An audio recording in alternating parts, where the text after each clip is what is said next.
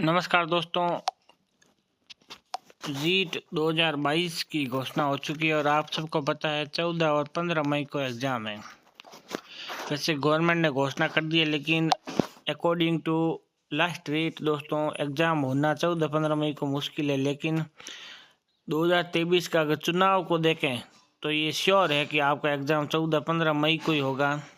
सबसे ज़्यादा पूछा जाने वाला सवाल है कि 2 एग्ज़ाम होंगे या एक। तो दोस्तों आप खुद सोच सकते हैं, आप सभी शिक्षक बनने जा रहे हैं। आप सबको मालूम है दोस्तों, आगे 2023 में ही चुनाव है। सरकार के पास किसी भी प्रकार से कोई इतना टाइम नहीं है कि वो 2 एग्ज़ाम रीट में कराए, क्योंकि अगर 14-15 मई को एग्ज़ाम नहीं होता, मान ले ज़्यादा कोरोना आ जाए या कुछ भी हो जाए, तो जून जुलाई अगस्त तक आपका एग्ज़ाम हो जाएगा। और अगस्त तक अगर एग्ज़ाम होता है तो किसी भी हाल में आगे 2 एग्ज़ाम होने का कोई चांस नहीं बचता है। अब सबसे ज़्यादा जो बात है वो, अगर 2 एग्ज़ाम नहीं होंगे तो सबसे बड़ा नुकसान होगा 2022 में जो न्यू रीट स्टूडेंट है उनको, क्योंकि 2021 वाले रीट में पेपर का जो लेवल था वो काफ़ी ईजी था। और ये 101% बात सही है कि 2022 का जो पेपर है वो इतना ईजी नहीं आएगा जितना ईजी आ जाए, लेकिन फिर भी इतना ईजी नहीं आएगा जितना ये आया है 2021 में। तो जैसा 2018 में स्थिति हुई थी वैसी स्थिति 2022 में होने वाली है। 2015 में यही स्थिति थी, पेपर काफ़ी ईजी था और 108 से 114 के बीच काफ़ी सारे स्टूडेंट थे। लगभग 54,000 की वैकेंसी में 14 से 16,000 स्टूडेंट ऐसे थे जो 2015 वाले लग चुके थे 2018 वाली वैकेंसी में। तो ये बात अभी करने से कोई फ़ायदा नहीं। अगर दोस्तों ऐसा होता है, पेपर का लेवल अगर थोड़ा सा भी हार्ड आए तो 110 से 15 नंबर लाना भी बड़ी बात हो जाती है रीट में पढ़कर। मैं मेहनत करने वालों के लिए बोल रहा हूँ।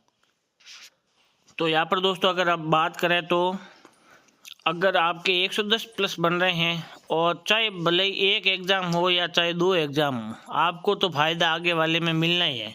क्योंकि अगर आपके मान लो 115 नंबर है रीट 2021 में और 2022 में सरकार बोले कि 2 एग्ज़ाम होंगे, तो भी आपके जो 115 है उनका 70% जुड़ेगा और थर्ड ग्रेड का आपके 70% जुड़ेगा, थर्ड ग्रेड का, और इसका जुड़ेगा आपके 30%। तो भी आपको इसमें तो फ़ायदा 115 वाले को मिलना ही है। कितना भी हो जाए, 114 वाला तो आपसे पीछे ही है। अगर 2022 में किसी के 114 आ रहे तो वो तो आपसे पीछे ही है, और आपके पास इतना टाइम बच जाएगा कि आप सीधे ही थर्ड ग्रेड की ही तैयारी कर सकेंगे। अगर 110 प्लस भी है तो भी आप थर्ड ग्रेड की तैयारी शुरू कर सकते हैं, अगर सरकार बोल दे कि 2 एग्ज़ाम होंगे तो। अब दोस्तों 2022 वालों के लिए सबसे खास वीडियो है कि 125 प्लस अगर आपको लाने हैं तो कौन सी बुक्स आपको पढ़नी पड़ेगी।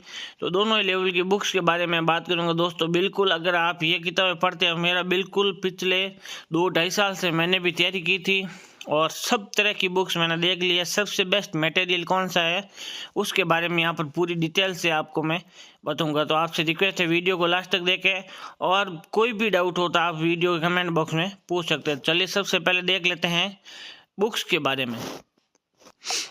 दोस्तों लेवल फर्स्ट में 2022 रीट की बुक्स के बारे में अगर बात करें तो अगर आप लेवल फर्स्ट का एग्ज़ाम देने जा रहे हो तो साइकोलॉजी सबसे मेन, जो सबसे स्पेशल विषय है रीट का, उसमें दोस्तों जो मेरिट को निर्धारित करता है वो है साइको, मतलब मनोविज्ञान। मनोविज्ञान अगर आपको पढ़नी है बेसिक लेवल से तो आपको कहीं भी जाने की ज़रूरत नहीं। अशोक पारिक सर की बुक आती है, राइटर अशोक पारिक है, और बुक का जो प्रिंट मीडिया है उसका नाम सिखवाल है। बुक तो सिखवाल की आती है, लेकिन सिखवाल में 2 राइटर है, एक तो वंदना जोशी है और एक अशोक पारिक सर है।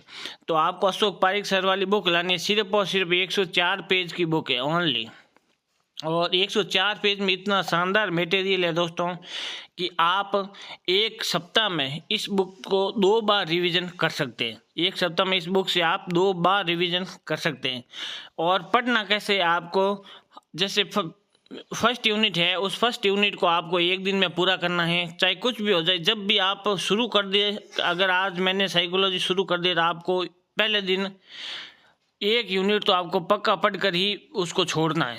चाहे टाइम भी ना बचे तो भी कोई टेंशन नहीं है, लेकिन यूनिट पूरी पढ़ोगे तब आगे का मटेरियल समझ में आएगा, नहीं तो आगे वाला भी समझ में नहीं आएगा और ये पढ़ा हुआ आधा पढ़ा हुआ कभी समझ में नहीं आएगा। दूसरी बात, अगर और भी डीप पढ़ना चाहते हो, धीर सिंह दाभाई सर की बुक आती है दोस्तों 11th और 12th की बुक। 11th और 12th की बुक आप PDF डाउनलोड करके NCERT और RBC दोनों की वो साथ में देख लेना और धीर सिंह दाभाई सर की बुक को मिला लेना, एज इट इज़ वहाँ से कॉपी किया हुआ है। मतलब आपको 11th 12th की बुक खरीदने की आवश्यकता भी नहीं पड़ेगी। जो बोल रहे हैं 11th 12th वाली, मैं बोल रहा हूँ आपको, आप PDF साथ में ले लेना उसकी, आप PDF डाउनलोड कर लेना एक बार, आपको विश्वास नहीं हो तो। और धीर सिंह दाभाई सर की बुक को आप साथ में रखना, एक एक पॉइंट आप मिला के देख लेना। हर पॉइंट जो 11th 12th की बुक में लिखा है वो इसी बुक में आपको मिल जाएगा, ये कन्फर्म है। तो आपको 11th 12th की बुक अगर आप नहीं भी लाते हो तो भी अगर आप धीर सिंह दाभाई सर की बुक खरीद लेते हो तो उसमें आपको 11th 12th वाला मैटर मिल जाएगा। और है बिल्कुल, इसकी जो लैंग्वेज है वो काफ़ी डिफिकल्ट है और बहुत डीप इसमें दिया हुआ है, हर चीज़ इसमें लिखी हुई है, आपको दूसरी कहीं भी जानने की आवश्यकता नहीं पड़ेगी। लेकिन एक बार मैं आपको सजेस्ट करूंगा, अशोक पारिक सर वाली बुक आप 2 बार पढ़ लें, उसके बाद आप धीर सिंह दाभाई सर की बुक पढ़ें, ताकि आपको मटेरियल अच्छे से समझ में आ जाए। और उससे भी शानदार अगर आप वीडियो लेक्चर देखना चाहते हैं तो YouTube पर डॉक्टर लकी आहूजा सर्च करके आप देख सकते हैं। बाकी मैं किसी का यहाँ पर स्पेशल किसी का प्रचार नहीं कर रहा हूँ, ना ये पेड वीडियो है। जो अच्छे हैं उनके बारे में ही मैं यहाँ पर आपके लिए बात कर रहा हूँ, बाकी कितने भी पढ़ा रहे हैं उससे कोई मतलब नहीं है। और सबसे इनसे भी अगर आप इजी पढ़ना चाहते हैं, डॉक्टर अभय सर है, प्रज्ञान क्लासेज, बहुत ही शानदार नेचर है उनका और बहुत ही शानदार वो पढ़ाते हैं। अगर 1-2 बार आप वीडियो देखना, पहले आप बुक्स पढ़ना, कभी आप वीडियो सीधे YouTube से तैयारी शुरू मत करना, मेरा ये सजेशन। आप 1-2 बार ये बुक्स ज़रूर पढ़ लेना, उसके बाद आप वीडियो देखोगे तो जो भी आपने पढ़ा है मैं 101% गारंटी लेता हूँ वो सीधा दिमाग में आपके प्रिंट हो जाएगा। जैसा कि जेरोक्स कॉपी में निकलता है उसी प्रकार आपके दिमाग में सीधा प्रिंट हो जाएगा, ये श्योर है। तो दोस्तों आपसे रिक्वेस्ट है, पहले बुक्स पढ़ें, उसके बाद डॉक्टर लकी आहूजा और डॉक्टर अभय सर के आप वीडियो देखें। बाकी आपको कुछ भी साइकोलॉजी में देखने की ज़रूरत नहीं पड़ेगी, चाहे लेवल 1 हो या लेवल 2 हो। यहाँ पर लेवल 1 की भी बात नहीं, लेवल 2 वालों के लिए भी ये बेस्ट है, सबसे बेस्ट है। आगे दोस्तों अगर हिंदी की बात करें तो चाहे लेवल 1 हो या लेवल 2, दोनों के लिए हिंदी भी लगभग ग्रामर सेम होती है और सबसे ज़्यादा इसमें ग्रामर आती है, दूसरी इसमें शिक्षण विधियाँ आती हैं। दोस्तों हिंदी में आपको ग्रामर पढ़नी है तो आप RBC या NCERT की 12th तक की ग्रामर की बुक आती है। 2018 में तो इसमें से एज इट इज क्वेश्चन आ गए थे और 2021 वाली रीट में दोस्तों इसमें काफ़ी सिंपल ही आई थी हिंदी, तो इतना कुछ लोड लेने की आवश्यकता नहीं पड़ी। बाकी दोस्तों अगर आपको शिक्षण विधियाँ पढ़नी है तो लक्ष्य से बाहर ना तो कभी शिक्षण विधियाँ पूछी है और ना ही मेरे हिसाब से आगे पूछेंगे। लक्ष्य से बाहर का मतलब ये नहीं है कि बोर्ड वाली लक्ष्य की बुक लेके उसमें से क्वेश्चन देते हैं। लक्ष्य में इतना मटेरियल दिया हुआ है कि उससे बाहर अपने आप क्वेश्चन आता ही नहीं है। तो लक्ष्य में दोस्तों इतना मटेरियल दिया हुआ होता है कि उसमें से ऑटोमेटिक ऐसा ही सिस्टम है कि उसमें से क्वेश्चन बाहर आते ही नहीं है। तो ऐसा नहीं है कि बोर्ड वाले सीधे लक्ष्य की बुक लेकर उसमें से क्वेश्चन उठाते हैं। शिक्षण विधियाँ आपको लक्ष्य से बाहर किसी भी एग्जाम में आप बुक उठा के देख लें, कोई भी पेपर ले लेना पिछली सभी रीड का, एक क्वेश्चन शिक्षण विधियों का लक्ष्य से बाहर नहीं आया। बाकी कुछ बोल रहे हैं कि डॉक्टर सुमलता यादव की बुक अच्छी है, उसकी अच्छी है, मेरे अकॉर्डिंग लक्ष्य से बाहर कुछ भी आपको देखने को नहीं मिलेगा। और उसके बाद दोस्तों सिकवाल की भी बुक आती है, उसमें भी मटेरियल जो है बहुत अच्छा दिया हुआ है, तो वो भी आप पढ़ सकते हैं। बाकी शिक्षण विधियाँ लक्ष्य से बाहर नहीं आएगी और ग्रामर पढ़नी है तो RBC और NCERT की बुक से एक भी क्वेश्चन बाहर नहीं आएगी, ये तय है, चाहे लेवल 1 हो या लेवल 2 हो। अब दोस्तों आगे देख लेते हैं सभी और बुक्स के बारे में। अगर दोस्तों आपको संस्कृत की बुक्स के बारे में जानना है तो संस्कृत में दोस्तों सबसे पहले तो BSTC सेकेंड ईयर की बुक आती है, बहुत ही शानदार बुक है और उसमें से क्वेश्चन बाहर नहीं आते क्योंकि वो ऑथेंटिक किताब है। ऑथेंटिक बुक्स में से हमेशा क्वेश्चन आते हैं, ना कि किसी गाइड से क्वेश्चन उठाए जाते हैं, ऐसी बात नहीं है, सिर्फ ऑथेंटिक बुक से ही हमेशा क्वेश्चन आते हैं। तो आप RBC की ग्रामर पढ़ लें और BSTC सेकेंड ईयर की शिक्षण विधियाँ अगर संस्कृत देखनी है तो उसमें से आपको पक्का मिल जाएगी। आप पिछले पेपर उठा लेना और उनका इस बुक से मिलान करना, तभी आपको कंफर्म होगा। और अगर उसके बाद में भी अगर आपको कोई गाइड पढ़नी है तो साफल्यम की गाइड अच्छी आती है। इस बार उन्होंने 2021 में उनकी बुक से काफ़ी क्वेश्चन आए थे। मैं किसी का यहाँ पर प्रचार नहीं कर रहा हूँ दोस्तों, जो शानदार है उसके बारे में मैं बोल रहा हूँ। अब दोस्तों यहाँ पर बात करते हैं मैथ की। लेवल 1 के लिए दोस्तों, और लेवल 2 हो या लेवल 1 हो, साइंस मैथ में भी रामनिवास माथुरिया से बेस्ट कोई नहीं है। और लेवल 1 में तो ये वरदान है, उनकी एक बुक छोटी सी बुक आती है लेकिन उसमें बहुत ही शानदार मटेरियल है। और वो पढ़ने के बाद आपको प्रैक्टिस सेट के लिए अलग से बुक्स खरीदनी पड़ेगी, चाहे आप कोई भी बुक खरीदो। लेकिन जितनी ज़्यादा मैथ में प्रैक्टिस होगी उतने ज़्यादा आप आगे बढ़ोगे। और शिक्षण विद्या मैंने आपको बता दिया, चाहे मैथ हो या हिंदी हो या इंग्लिश हो या संस्कृत हो, आपको लक्ष्य से बाहर शिक्षण विद्या देखने को नहीं मिलेगी, चाहे कोई भी लेवल हो या कोई भी सब्जेक्ट हो। और दोस्तों अगर इसके बाद में भी आपके कोई डाउट रहता है तो आपको सबसे ज़्यादा प्रैक्टिस गणित में करनी है। मैथ में आप जितनी प्रैक्टिस करोगे उतना आपको फ़ायदा मिलेगा। आप चाहे यूट्यूब से कोई क्वेश्चन उठा के उससे प्रैक्टिस करो, यूट्यूब के वीडियो देखो मैथ के, चाहे कुछ भी करो, कैसे भी आपको मैथ में सबसे ज़्यादा प्रैक्टिस करनी है। और लास्ट टाइम में आपको 1 वीक तक ये बुक आपको बार बार प्रैक्टिस करके उसको मिलाना है, ताकि अगर क्वेश्चन की प्रैक्टिस होगी तो आप कोई भी सामने क्वेश्चन हो उसमें आप इधर उधर करके भी आप आंसर निकाल सकते हो। सबसे बेस्ट है दोस्तों गणित में वो है ऑप्शन वाला सिस्टम। अगर आप सीख गए तो आपको कोई भी मटेरियल पढ़ने की ज़रूरत ही नहीं पड़ेगी। आप सीधा ऑप्शन से क्वेश्चन आंसर उठाकर क्वेश्चन में रख देना फटाफट। इससे जल्दी तो कोई सॉल्यूशन ही नहीं है मैथ में।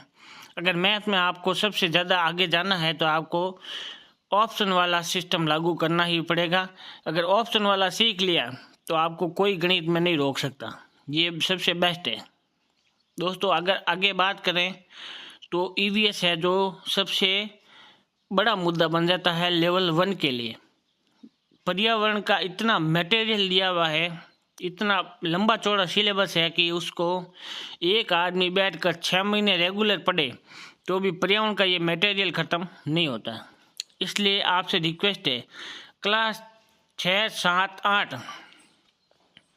और दोस्तों उसके बाद क्लास 6, 7, 8 और 9वीं और 10वीं की पर्यावरण की बुक आती है बिल्कुल, और 9, 10 की विज्ञान की बुक भी आती है। अगर आपने वो बुक्स एक बार अपनी आंखों से देख ली तो उसके बाद में आपको पर्यावरण में लक्ष्य देखने की भी ज़रूरत नहीं पड़ेगी। बाकी सबसे बेस्ट ऑप्शन है पर्यावरण में वो है लक्ष्य की गाइड। कम से कम आपको 5 बार रिवीजन करना पड़ेगा। लक्ष्य की गाइड में से आपको 5 बार रिवीजन करना पड़ेगा, तभी आप पर्यावरण में 25+ स्कोर कर सकते हो। तो यहाँ पर दोस्तों आपने ईवीएस के बारे में मैंने जो भी सबसे बेस्ट मटेरियल है वो आपको बता दिया है। 6ठी, 7वीं, 8वीं की बुक से इस बार बहुत ही ज़्यादा क्वेश्चन आए हैं पर्यावरण में लेवल 1 में। ज़्यादा बोले तो लगभग सभी क्वेश्चन 6ठी, 7वीं और 8वीं की बुक से आए हैं। और 8वीं की विज्ञान की बुक से 9 प्रश्न आए हैं। आप खुद 8वीं की विज्ञान की बुक्स देख लेना, 9 प्रश्न आए हैं, आप वो भी मिलान कर लेना उसमें भी। तो दोस्तों लगभग जो है वो इतने सारे क्वेश्चन लगभग बोर्ड की बुक से आते हैं और वो ऑथेंटिक मानी जाती है, ताकि आपको आगे आपत्ति लगाने की भी अगर ज़रूरत पड़े तो आप उसमें से लगा सकते हैं। बाकी दोस्तों लेवल 2 के लिए आगे हम बात कर लेते हैं सभी बुक्स की। मैं यहाँ पर दोस्तों आपको ये बुक्स इसलिए बता रहा हूँ क्योंकि दोस्तों हम 5 फ्रेंड्स ने मिलकर एक साथ पिछली बार तैयारी की थी और 5 दोस्तों ने एक इन्हीं बुकों से पढ़ा था और हम 5 के भी 125+ नंबर है इस बार।